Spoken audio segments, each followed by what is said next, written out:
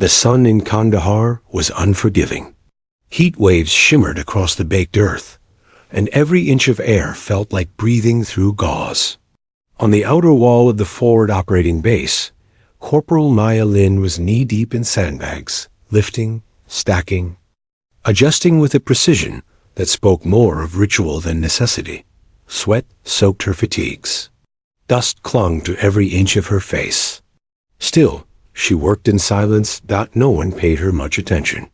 She was just one of the many support grunts assigned to infrastructure maintenance. No one remembered when she'd been transferred in. She didn't talk much, didn't go to the mess with the others, didn't even socialize in the comms tents. She did her job quietly, efficiently, invisibly. "Yo, Corporal Sandbag!" Someone shouted from the tower. Probably Cress, the loudmouthed guard with a fondness for giving dumb nicknames. Maya didn't look up. She kept packing the sand. Form, fill, tie, stack, repeat. The war was different now. Smaller, sharper, more political than strategic. People weren't even sure what they were fighting for anymore. Most soldiers just rotated in and out, did their time, and prayed to rotate home intact. No one wanted to stand out. Least of all, Maya Lin. From a distance, she looked like any other mid-ranking NCO. Slim frame, standard issue gear, helmet low over her brow. The name patch read Lin, and her record, if anyone bothered to check, would show 2 tours in supply and engineering. Units, no commendations, no disciplinary reports, nothing extraordinary. Which is exactly how she wanted it. Until General Thomas Hollis showed up. The general wasn't supposed to be in this quadrant. His visit was listed as a random inspection of base logistics. One of those morale-boosting flyovers where senior brass shook hands and took photos in front of flags. He was flanked by aides and a military photographer, moving briskly through the outer wall perimeter. He almost passed right by her. Almost. He glanced down, as anyone might, just to see what work was being done. What he saw froze him mid-step. Young woman rose to adjust a sagging stack. As she did, her sleeve caught on the edge of the sandbag and rolled slightly. That's when he saw it half covered in dust and fabric, faded by sun and time, but unmistakable to a man like him. A black flower dot, no larger than a coin, etched into the uniform just below the seam of her left bicep pocket. A flower, but not just any flower. A nightshade. He blinked. Once, then again. The image didn't disappear. "Hold on," he said abruptly, waving off his aide mid-sentence. The general stepped closer, slowly, as if approaching a landmine. Maya noticed him, of course. She did, but didn't react. She stood, straightened, and saluted. He returned the salute absently, his eyes never leaving the symbol. "Corporal Lin, is it?" "Yes, sir." "What's that on your sleeve?" Maya didn't look down. She already knew. "Just an old patch, sir. Personal." He nodded slowly, studying her face. "You know what that is?" He asked. "I do, sir. You know it's not authorized." "I didn't think anyone would notice." He took a step closer, voice lowering. "Where did you get it?" Her answer was even quieter. "Operation Brimstone, Eastern Province. 2018. General Hollis." Went absolutely still. That name hadn't crossed his lips in 7 years. Brimstone wasn't in any official ledger. It had been blacker than black, a sealed op that the Department of Defense had buried so deep, not even most generals had access to the after-action report. It was a whisper, a myth, and that patch? It belonged to Nightshade, a recon unit that officially never existed. Its members were recruited from Delta, SEALs, Force Recon, even foreign intelligence. Small team, no insignia, no history, no funerals. They weren't meant to be remembered, and every last one of them was presumed dead. Except, apparently, one. General Hollis cleared his throat. "I'm going to ask again, Corporal. Where did you Get that patch? This time, Maya met his gaze squarely. Her eyes were sharp. Too sharp for a logistics NCO. Trained sharp. I earned it, sir. Where's your CO? Currently off base on a supply run. He turned to his aide. Clear. My schedule for the next hour. Corporal Lin, you're coming with me. She didn't flinch. Yes, sir. They walked side by side, past soldiers who barely glanced their way. To them, it looked like a general grabbing a random corporal for questioning. No one suspected they'd just seen the last living member of a unit that wasn't supposed to exist. Inside the command tent, away from eyes and ears, General Hollis pulled out a secure case. Inside, sealed in red plastic and holographic tape, was a file marked Project Nightshade Red Level Clearance Only Operation Brimstone. Full. Termination RPO art. He tossed it onto the table between them. Corporal, he said, voice flat. You're going to tell me how you're still alive. Maya took a slow breath, not breaking eye contact, because I wasn't supposed to be. Inside the command tent, the temperature dropped. At least it felt like it did. The low hum of air conditioning, combined with the insulated silence of layered canvas, gave the space a strange weight. General Hollis dismissed his aide with a subtle nod, locking the tent flaps behind him. Maya Lin stood still, posture perfect, eyes forward. She didn't fidget. She didn't look nervous. That, more than anything, unsettled him. He dropped the classified folder onto the metal table between them. The impact made a dry thump, but it echoed in Hollis's ears like a rifle shot. You recognize this? He asked. She glanced down briefly. The label alone could have triggered alarms in most Pentagon offices. Project Nightshade, Eyes Only Operation Brimstone. Final termination report? I read it once, Maya replied quietly. Before they classified us out of existence. Hollis sat down slowly. He studied her again, really studied her. She was lean, wiry, but every movement was too precise. Every answer too measured. Her accent was neutral, her posture academy level. There was nothing ordinary about this woman. You weren't listed in the final report, he said. I wasn't supposed to be. He opened the folder, flipping through pages filled with redacted lines, encrypted code blocks, satellite coordinates. Then he came to the teen Photo 6 operatives in matte black gear, standing in front of a crumbling stone wall somewhere in the eastern province.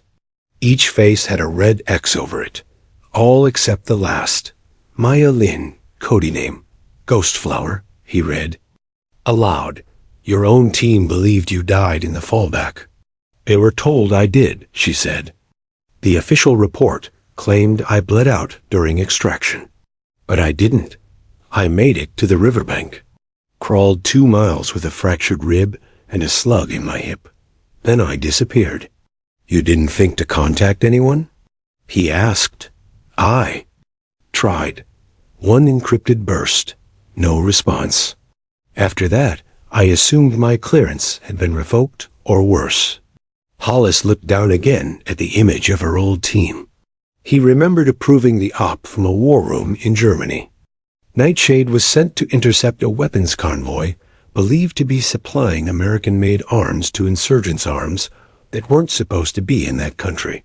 The details were hazy, even to him. The whole thing had smelled wrong from the start. We lost contact with your unit 46 hours in, he said. She nodded. Because someone jammed our satlink. They knew exactly when and where we'd be. That implies an internal leak. No, sir, she replied. It wasn't a leak.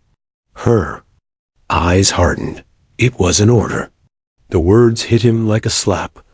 Hollis leaned back slowly in his chair. You're saying someone gave the kill order ... on your own team? Someone high enough to erase us, she said. When we intercepted the convoy, we found more than just crates of weapons.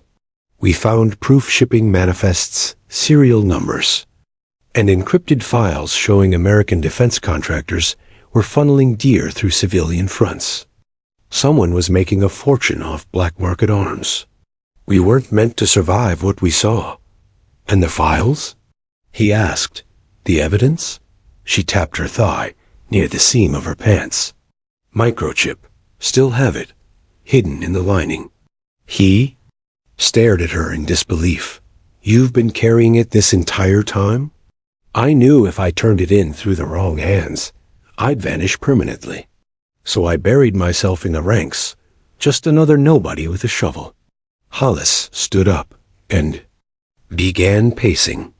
He was a 2-star general, had served 4 tours, overseeing black-budget missions in 3 continents, and even he felt out of his depth.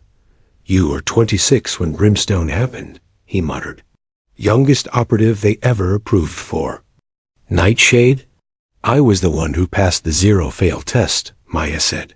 You remember that program? Hollis did. The zero-fail test was designed to identify operatives who could think under pressure while physically injured, emotionally compromised, and cognitively isolated. Only 4 people had passed it in 10 years. Maya Lin was the youngest and the only woman. You were the prodigy, he said. Langley talked about you like a myth. They made me into a weapon, she said bitterly, but they didn't expect the weapon to survive. He looked down at the file again. Brimstone had been a disaster, or so they were told. What Maya was describing wasn't failure. It was cover-up, controlled annihilation. Why now? He finally asked. Maya's eyes didn't waver. Because I've spent years waiting for a general who wasn't afraid to listen. A long silence passed. Then Hollis nodded once. You picked the right one. He moved to a secure laptop in the corner of the tent. As he typed in his multi-level clearance codes, Maya finally took a step forward, glancing at the satellite map glowing on the screen. There's more than one link in this chain, she said. You think you're looking at one operation. It's a network. Contractors, intermediaries, political fixers. And they're still active. You know this for a fact? I've seen their trails. I've seen names on logistics rosters that should have been in prison. Hollis looked up, a new expression settling on his face. Respect, admiration, and maybe, just maybe, fear. Then we start tonight, he said. No more sandbags. You're with me now. Maya gave a small nod. Understood, General. As Hollis closed the folder and secured the laptop, he didn't notice Maya's hand resting briefly on the table, just for a second. A shadow passed. Over her expression something, between remembrance and resolve. The past wasn't finished with her dot, but for the first time in years, she was done running from it. General Hollis didn't sleep that night. After hours locked in his command tent with Maya, Lin, and 3 encrypted drives full of red-level data, he realized how deep the rabbit hole truly went. Operation Brimstone hadn't been a disaster. It had been an execution. The files proved it. Maya had been there when the trap was sprung, and she'd been living in the shadows ever since. At 03:00, Hollis slipped into the satellite comms room, guarded by a single trusted comms tech he'd pulled from his old battalion. He slid in his Zulu clearance key, bypassing every chain of command, and opened a line only a handful of people in the military even knew existed. The secure satellite chirped once, then connected. A gravel-voiced man answered. This is Ironhook. Hollis didn't waste time. I have a live subject from Operation Brimstone. Nightshade unit, real, alive, says she has the data. And from what I've seen, she's not lying. A beat of silence. Nightshade is classified dead, the voice replied. Well, sir? Hollis said evenly. They missed one. There was a pause. Then, location? Hollis hesitated. His gut twisted. This was standard protocol, but Maya had warned him already. Someone had ordered the kill shot. He had no proof this voice wasn't part of the very cover-up sheet. Escaped. She's with me. At Echo 5 Ob, under my watch. That, he knew, was already a gamble. "I see," said the voice. Then, coldly, "We'll handle it." The line went dead. Hollis sat back in his chair. He'd just painted a target on them both. Meanwhile, Maya wasn't sleeping either. She sat cross-legged on the metal floor of her assigned barracks, assembling her sidearm in perfect silence. A Beretta M9, cleaned and reassembled in less than 30 seconds, over and over again. Emotions calmed her. Focused her mind, however, was anything but calm. The Nightshade badge on her sleeve felt heavier tonight. Every op she'd done for that unit played through her head like a horror film surveillance in Helmand. Assassinations. In Turkmenistan, tailing a senator's private security chief through a supposedly allied embassy. But Brimstone was the one she couldn't stop replaying. 6 operatives dropped in under cover of night. Radio blackouts, no evac plans, no backup. They were meant to seize files from a shipping container allegedly tied to rogue militia arms deals. But the files didn't belong to any insurgent group. They were American. That discovery had changed everything. The fire came soon after. A missile strike, followed by a precision sniper team. Her team died not in a firefight, but in silence. Assassinated one by one. By their own. She only survived because she broke protocol. And she'd been running ever since. Just after dawn, movement on the perimeter woke her instincts. Maya's hand snapped to her weapon before her eyes even opened. Perimeter alarm went off seconds later, a soft chirp on the base's internal grid, masked as a false animal alert. But Maya knew the pattern. 4 short beeps. One long, that wasn't an animal. She slipped outside. Shadows moved along the southern fence. 3 figures. Too quiet. Too fast. Not locals. Not U.S. infantry. Contractors. Hired ghosts. She didn't wait. Maya sprinted toward the Cum's tent, where she knew Hollis would be. He was already stepping outside, boots unlaced, sidearm in hand. "You saw them?" she asked. "They're not ours," he replied grimly. Another perimeter sensor blinked red. Then a second. "They're probing the fences." Maya's voice dropped.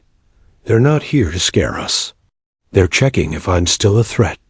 "They already know the answer," Hollis said, teeth clenched. "We have to move." He barked into his radio, ordering immediate base lockdown. For most of the soldiers stationed there, the order felt like an unexpected drill. They didn't ask questions.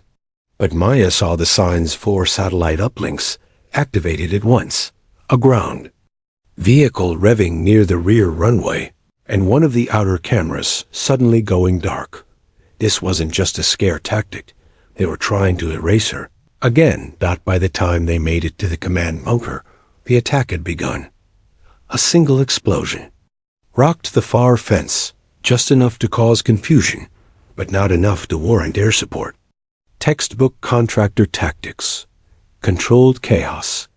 No official fingerprints. Maya and Hollis ducked into the hardened bunker beneath the base, built during the early years of the war and mostly forgotten since. "Here," she said, pulling a thick cable from her boot.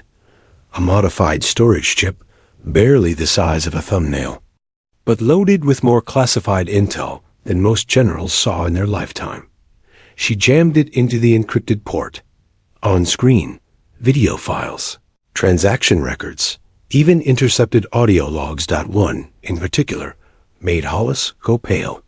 A phone call between a senator's military aide and a private defense firm CEO. Double quotes. The Nightshade. Op found the wrong shipment.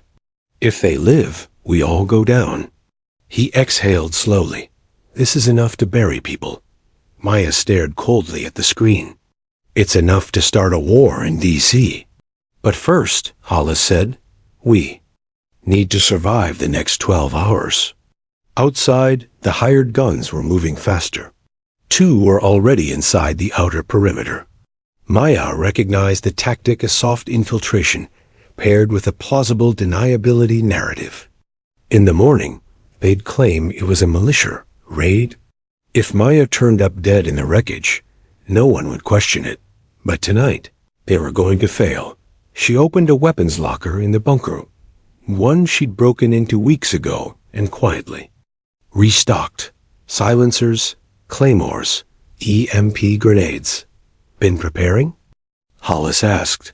Since the day I saw your name on the rotation list. He smirked despite himself. Remind me not to piss you off. Maya nodded toward the monitors. If I die tonight, make sure that data goes public. Don't wait. Don't. Trust channels. Broadcast it raw. You're not dying, he said. Not on my watch. The base lights flickered. A third explosion hit closer. Then the screen blinked. Single feed remained. Maya's voice dropped to a whisper. There, inside. The bunker lights dimmed to red. Emergency backup had kicked in. 3 security feeds remained on the monitor, one of them grainy, the other 2 flickering with static, but Maya only needed a glance to know where the breach was coming from.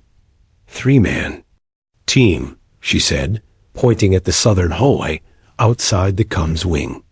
Tactical spacing, suppressors. NVG equipped, no visible insignia. They're not militia, Hollis muttered. Nope, Maya said. They're Tier 1 trained. American? Most likely. But subcontracted. I've seen that walk. Before. She opened a black steel case marked Equip Alpha, bypassing the biometric lock with a swipe of her old Nightshade chip. The case popped open with a satisfying hiss, revealing compact weapons Maya had hidden months ago. A short-barrel suppressed carbine, 2 flash grenades, and a small field drone. You were preparing for this? Hollis asked again, more statement. Then question. I didn't know when, but I knew they'd come. She handed him a sidearm. You remember how to use one of these, General? Hollis smirked. I'm a desk officer, not a dinosaur. Maya raised a brow. Close enough.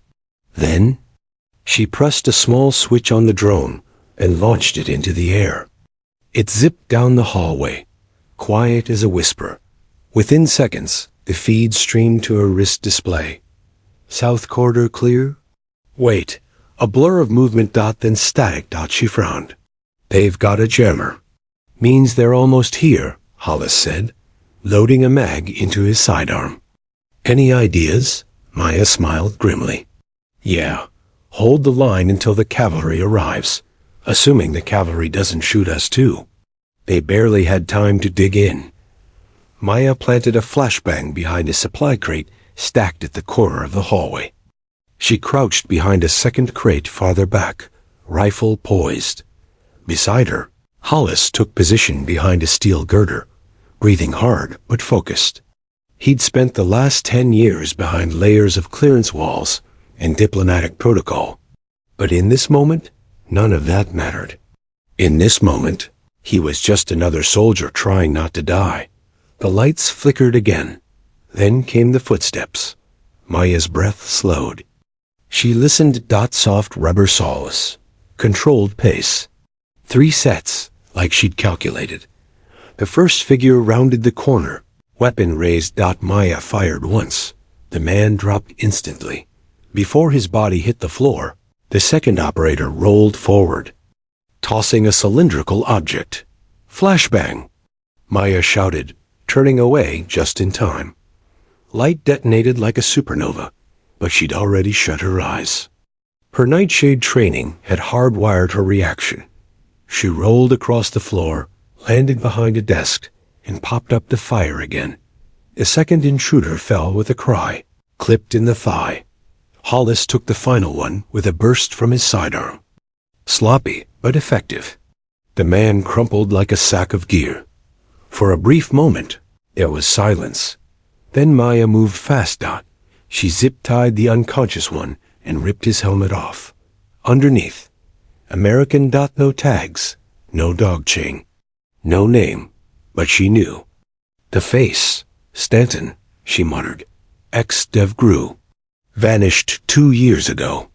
She looked at Hollis. They're using blacklisted operators. To avoid accountability, Hollis said grimly. She nodded. These aren't just mercenaries. They're erased assets. Just like I was supposed to be. 5 minutes later, more boots thundered. Across the base. This time, it was uniformed Marines. Lieutenant Brooks, wide-eyed and out of breath, burst into the bunker with 3 others. Sir, we got perimeter breach alerts. What the hell is going on? Hollis didn't answer right away. Maya did. You've got a black cell operating inside a U.S. base. 3 down. 1 captured. How many more depends on who sent them? Brooks hesitated, staring at her, then at the general. Sir, is this authorized? No, Hollis said flatly. It's treason. He turned to Maya. Get the prisoner to the interrogation cell. I need to make a call. In the makeshift interrogation room, a storage locker, converted on the fly Maya, crouched across from Stanton, who is now zip-tied, bruised, and barely awake. You remember me? She asked. He blinked. Took a bullet in Panama, left for dead, she continued. That was me, too. Guess they didn't bury us deep enough. His lip twitched. You weren't supposed to make it out of brimstone. I did, Maya replied coldly. And I know who gave the order. He chuckled. Then you know you won't survive this. You're fighting something way bigger than the Pentagon. I'm not trying to survive anymore, she said. Then, she stood and walked out in the main command tent. Hollis had just finished another call, this time to a friend on the Joint Chiefs. One of the only ones he trusted. What you're describing, the man said over the encrypted line, could ignite a full investigation across 6 agencies. I'm counting on it. They'll come for you, Tom. You know that, right? They already have. He ended the call. Maya walked in seconds later. We don't have much time. We need to go public. Hollis looked up. That's not just a leak. That's defection. No, she said. That's justice. Outside, a helicopter approached, but it wasn't U.S. Army. The radar marked it as State Department, but Maya saw the signature immediately. Spoofed ID, civilian wrap. No flight path filed. She narrowed her eyes. They're here for extraction. Mine or yours? Hollis asked. She didn't answer, because she already knew. The helicopter hovered. Voice crackled over the radio. This is Delta 4 requesting immediate pickup of package black, per Zulu directive. Hollis stiffened. That's you, Maya whispered. He looked at her. I didn't request evac. I know, she said. They're pulling you out, not to protect you, to silence me. He stared at her for a long moment. Then, slowly, he pulled his sidearm from its holster and dropped it on the table. I'm staying. Maya didn't flinch. She nodded once. The 2 of them walked outside into the dusty light. The chopper hovered above. A door gunner leaned out, waving. General Hollis. We have orders to extract. Hollis raised a bullhorn. I am not consenting to this extraction. Stand down. A pause. The chopper didn't descend. Instead, it banked hard, spun 180 degrees, and tore away into the horizon. Vanished. No. Call sign. No ID trace. Gone. Maya looked at Hollis. You just made your choice. Hollis adjusted his jacket. No, he said. I just joined your war. The silence that followed the chopper's disappearance felt heavier than the explosions hours earlier. General Hollis stood beside Maya on the edge of the landing pad, wind tousling their uniforms as the dust settled. No one said anything not. The guards, not the techs. The message was clear. If the military couldn't control him, they'd erase him. Sir, should I inform command about the unauthorized extraction attempt? Lieutenant Brooks asked, hesitantly stepping forward. Hollis didn't look at him. No, I'll handle it personally. Maya turned and walked toward the operations center without another word. She didn't need to say it. Time was running out. The enemy wasn't some insurgent in the hills. It was hidden in meeting rooms with polished wood, civilian suits, and billion-dollar contracts. They were fighting ghosts, just like Nightshade once did. Inside the secured comms tent, Maya connected the microchip to a hardened, air-gapped laptop she had salvaged during her time, embedded with a CIA listening post 3 years ago. Hollis stood behind her as the files decrypted, line by line. Images, voice memos, emails, live, satellite captures. Routing documents. Each more damning than the last. Jesus Christ, Hollis muttered. These aren't just low-level contractors. These are flagged politicians. Maya nodded grimly. State Department advisors, Pentagon procurement liaisons, private security CEOs.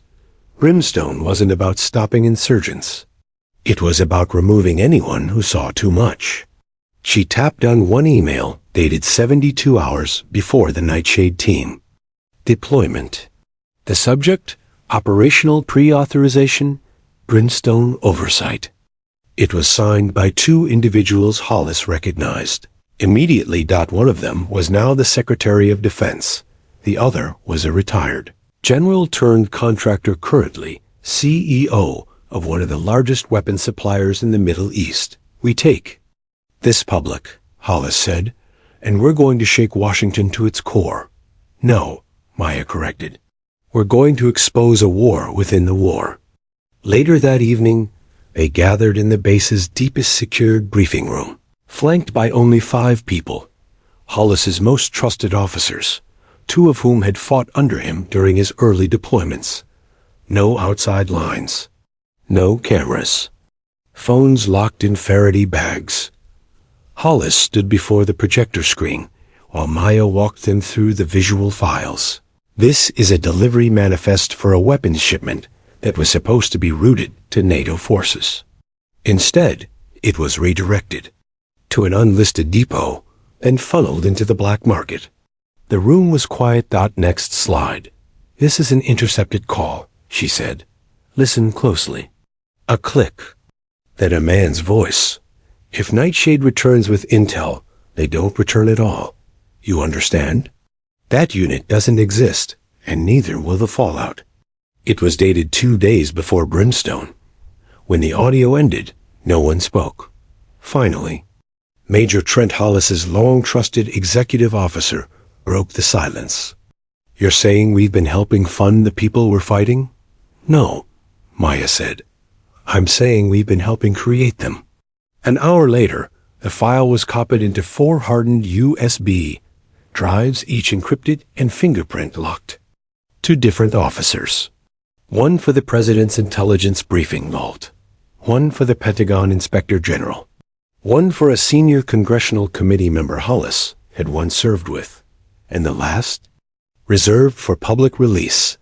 If we die before this goes live, Maya said, send all 4. Major Trent looked at Hollis. Are we really doing this? We are, Hollis replied.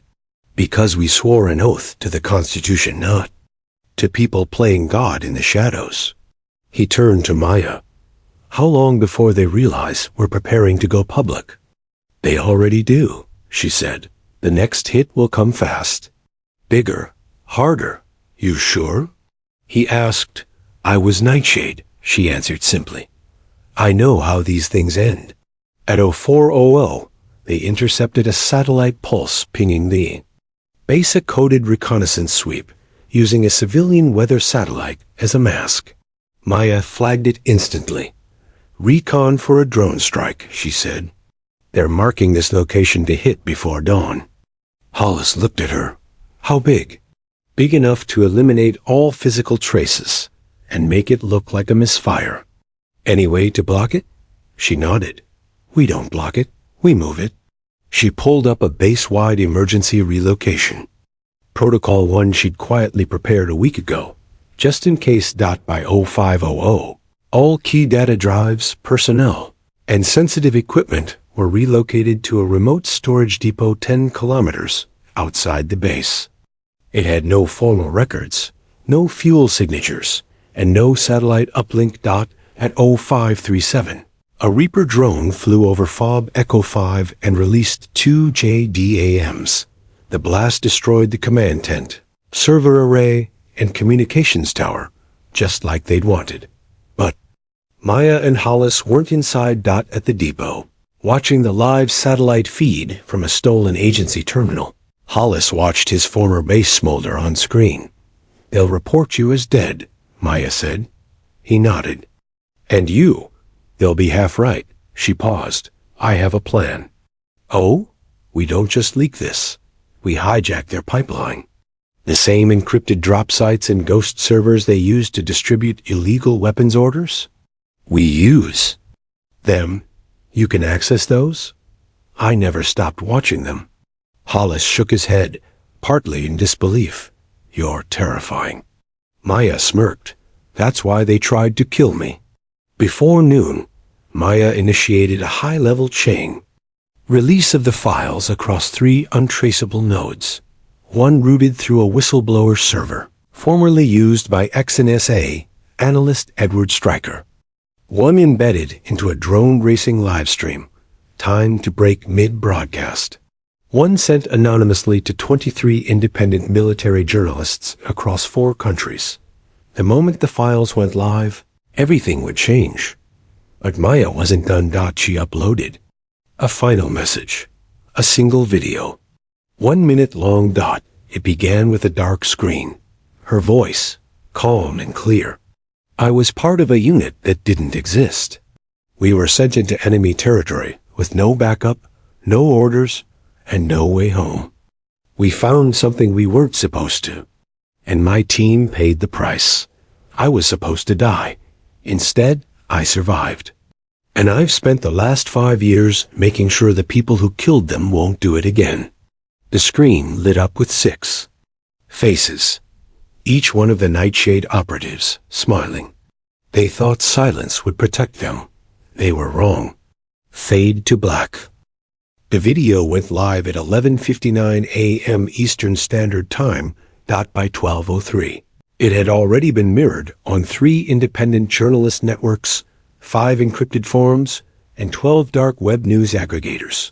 Someone clipped it into a TikTok. Another synced it to a Freedom of Information rock anthem. Within 10 minutes, #NightshadeTruth was trending worldwide. By the time the Pentagon issued its first vague press statement at 12:27, ongoing investigation into an unauthorized release of unverified military footage, it was far too late. Genie was out, and it had teeth. Maya and Hollis sat in a decommissioned bunker 40 feet below the desert floor, surrounded by dusty rations, a mobile power rig, and a satellite uplink stolen from an abandoned CIA outpost. Maya stared at her screen. Her fingers didn't stop moving. "They're already trying to scrub it," she said. "I've counted 38 takedown attempts, coordinated, hitting everything from DNS level wipes to intimidation emails to mirror flooding." Hollis sipped coffee from a metal cup and didn't blink. "Can they kill it?" Maya didn't smile, but her eyes glittered. "They'd need to shut down half the internet." He let out a slow breath. "Then the storm's coming." It came. By 14 o'clock. Congress had called an emergency closed-door hearing. The president's press secretary gave a statement so aggressively vague it only poured gasoline on the flames. The administration does not comment on speculative, anonymous whistleblower material.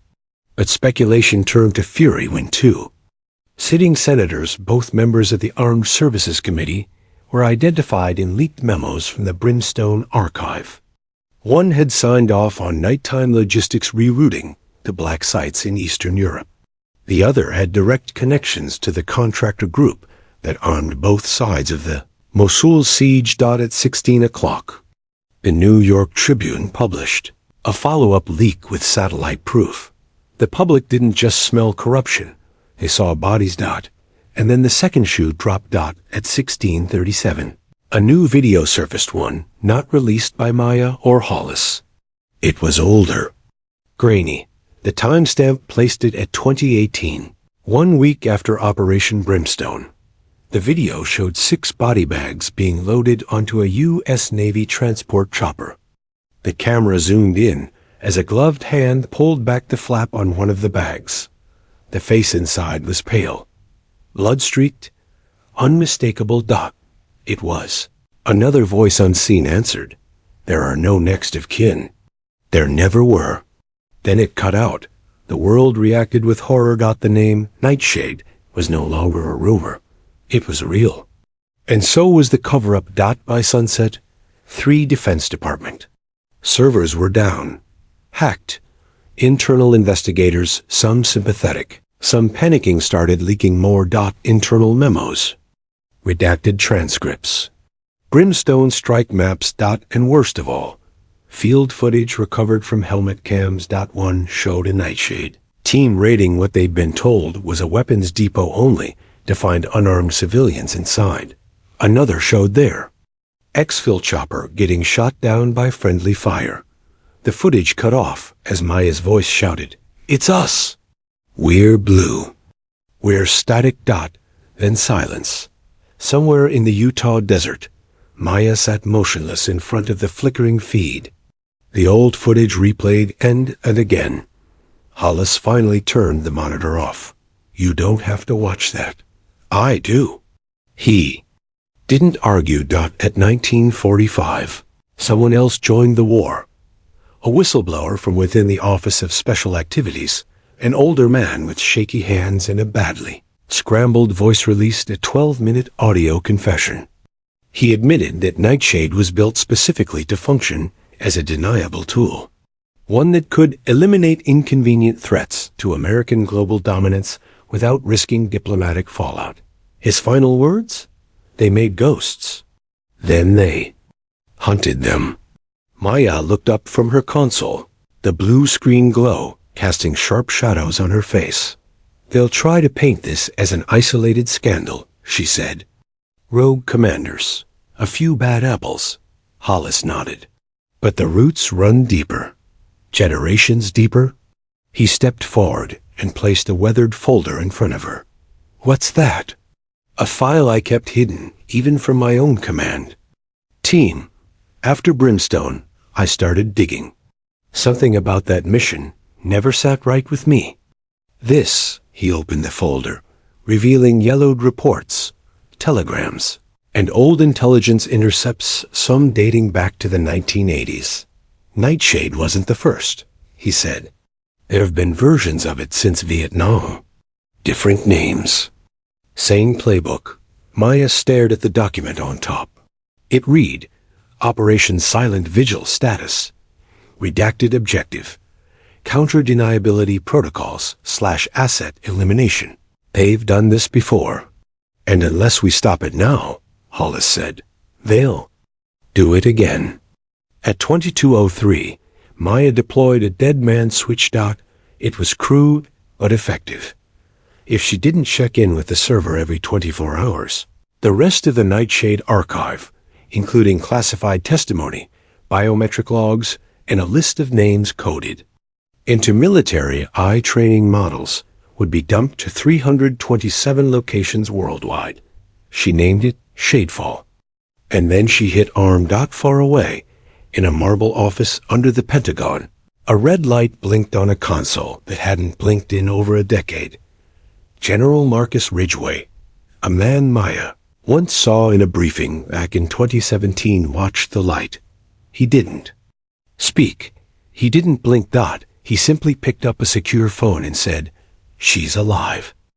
The message came at 2:17 on a secure line, one Hollis hadn't used in 8 years. The voice on the other end was calm, practice too calm. "General Hollis, we're invoking Directive 9A, National Threat Protocol. You are ordered to stand down, isolate all materials, and await further instruction.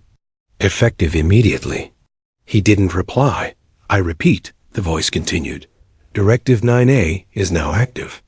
Hollis's thumb hovered over the disconnect key. Then he said it low. Firm.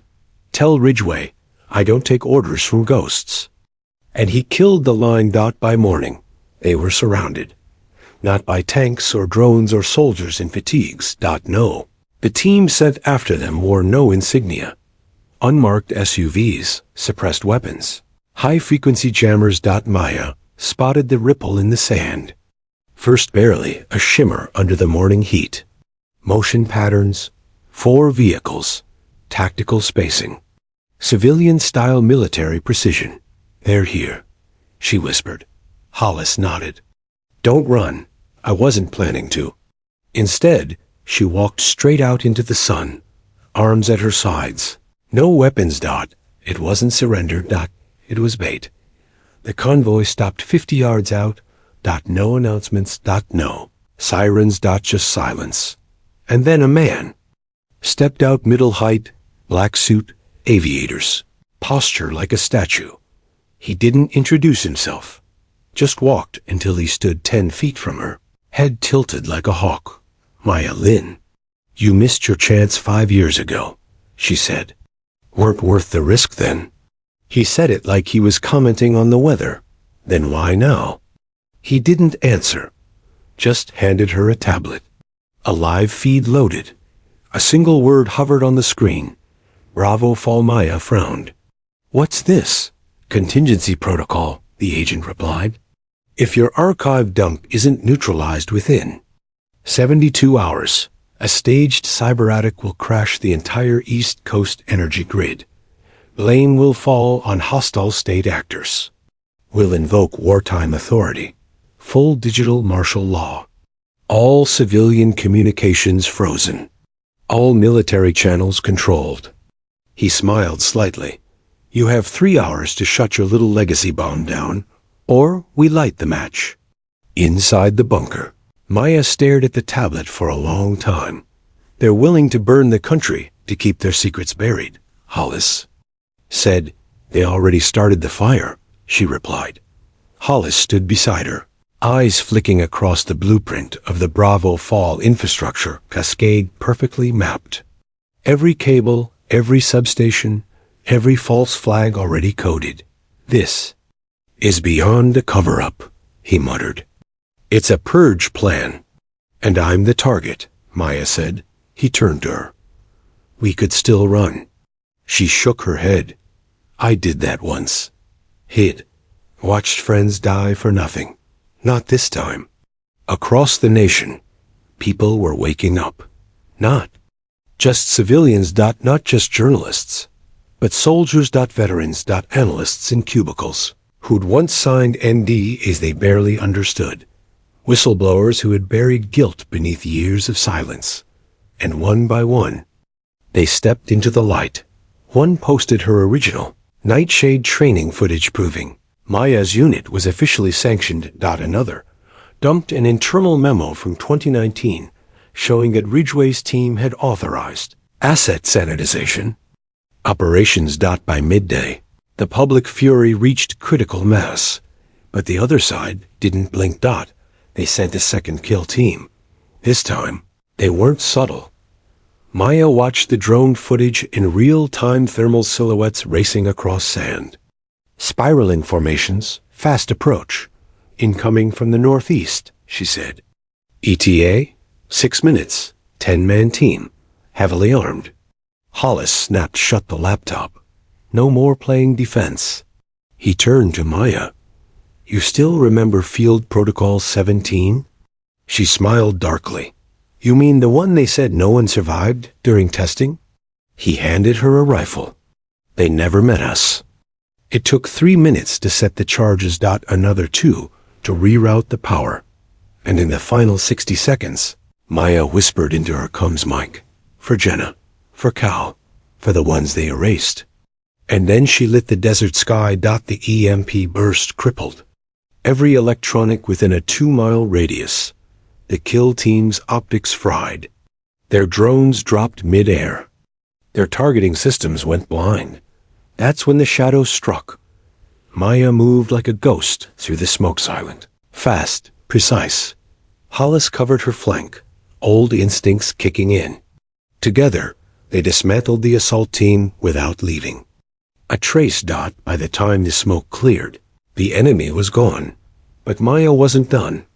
She stepped over the last attacker, took his sat-link transmitter, and spoke clearly into the open channel. "This is Maya Lin, Nightshade designation Ghostflower."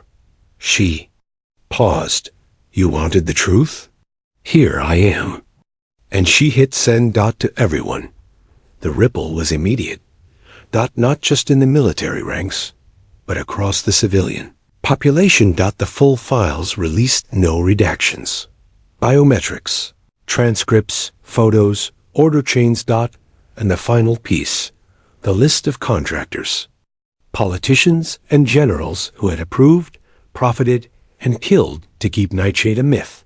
Among the names, General Marcus Ridgway. Dot at the Capitol, chaos. Dot within the Pentagon, collapse. Dot the President, under mounting public pressure and internal revolt, authorized an independent tribunal to investigate the scope of Bravo fall. But before Ridgway could be called to testify, he vanished. Rumors said he was flown out via private plane to a black site in the Arctic. Dot, others said he never left at all.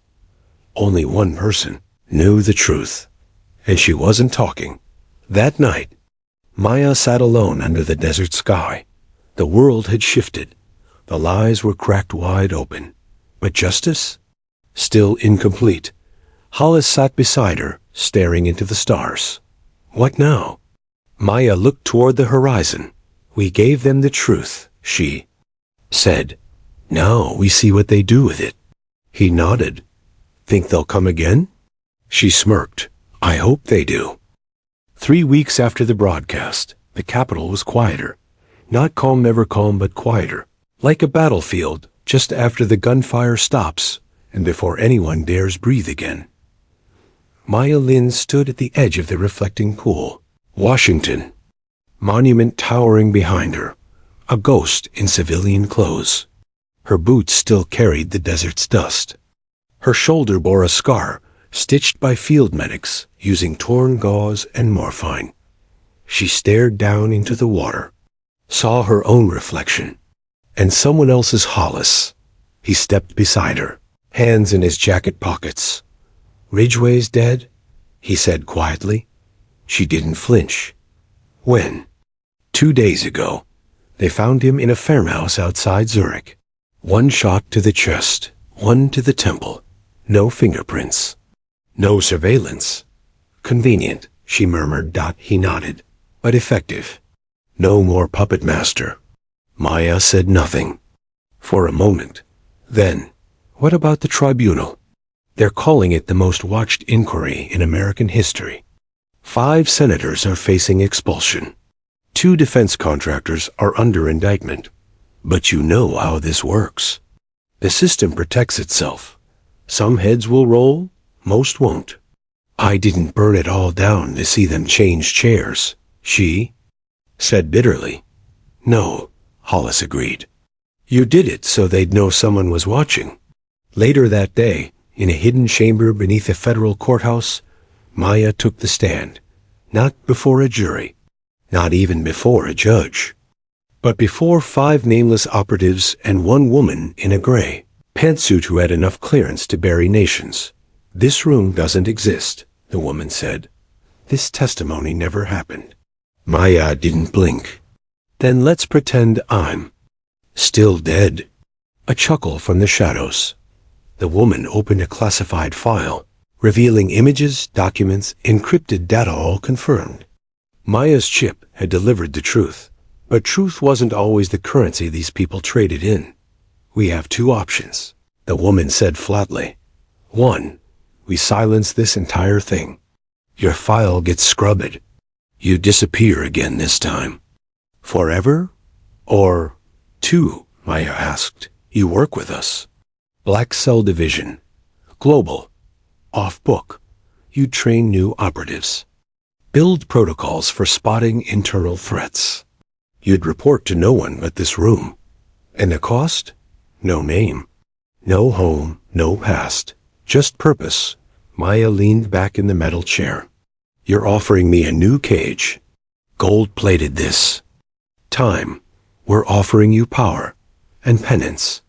Silence again. Then Maya stood up, walked to the table, picked up her nightshade, badge the same one that had started all of this, and she dropped it into the burn bin beside the exit. Keep your ghosts, she said. Mine don't obey orders anymore. By evening, she was gone again. No trail. No name on any transit list. But people noticed not the ones in suits, and ties the others. The girl who once trained in a remote military academy and saw her unit erased. The whistleblower in Idaho who now walked his neighborhood without looking over his shoulder. The veteran medic who mailed an old photo of Maya's squad to every major newspaper in the country. They saw, remembered. They whispered her name. Ghostflower. Back in Arizona, Hollis returned to the desert outpost where it all began. The sandbags were still there, stacked unevenly by the barracks wall. Forgotten, no. Useless. But he didn't touch them. Instead, he opened the steel locker she'd once used. Inside, her old field manual. One note scribbled in permanent marker. You can bury seeds in sand. Some still bloom. 2 years later, remote training compound in Eastern Europe. Night. Cold. Wind cutting through the pines. A team of 6 trainees stood in formation, huffing through exhaustion. They had just failed a hostage scenario for the 3rd time. Nerves raw. Egos bruised. Then, the figure stepped from the shadows. Not announced. No rank. Just presence. The recruits froze. She walked past them, silent, until she reached the simulation control panel. Reset it, she said to the instructor. Ma'am? He blinked. Reset it. No sleep, no break. This time we run it with live rounds. One of the recruits whispered to another. Who is she? The instructor swallowed hard. She doesn't exist, he said. But if you survive her training, you'll never die stupid. From the darkness, Maya Lin turned her gaze toward the trainees, and just for a second, she smiled, not because she found joy in their suffering, but because she saw herself in their fire. Back home, on a forgotten wall in the Pentagon's West Wing beneath layers of brass plaques and mission crests, someone quietly mounted a new badge, a black flower etched into a matte steel plate. No inscription, no explanation, but everyone who passed it paused. And saluted. The end.